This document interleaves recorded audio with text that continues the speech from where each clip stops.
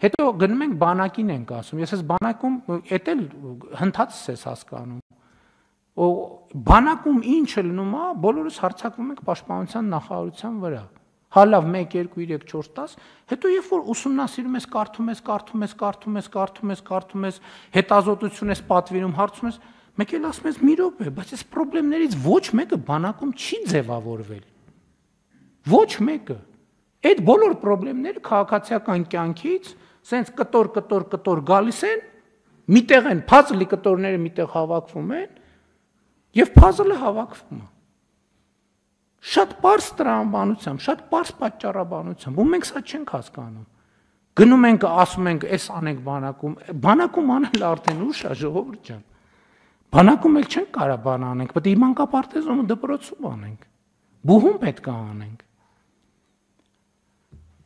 Բանակում էլ իր հերթին, սա չի նշանակում, որ այնտեղ, բայց իրականում տենց է։ Իրականում տենց է, ես մի անգամ բանի ժամանակ կառավարության նիստի ժամանակ կարծեմ խոսեցի դրա մասին, համենայն դեպս նախարարին ես մեր դպրոցականների իմացությունը այո, բայց ֆիզիկական եւ հոգեբանական պատրաստվածության մակարդակը, հոգեբանական պատրաստվածության մակարդակը։ Դեպքեր ա լինում, չէ՞ որ ուզում ենք հասկանանք, լավ, ինչի է այդ ամեն ինչը տեղի ունեցել։ Ինչի է տեղի ունեցել։ Եվ հասկանում ես, որ մեր երեխաները դպրոցից դուրս են գալիս հոգեբանական պատրաստություն չունենալով, կյանք են մտնում հոգեբանական պատրաստություն չունենալով։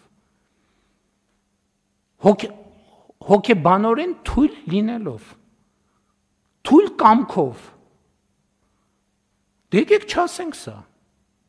Եկեք չասենք սա, բայց ինչքան կլինի չասել սա։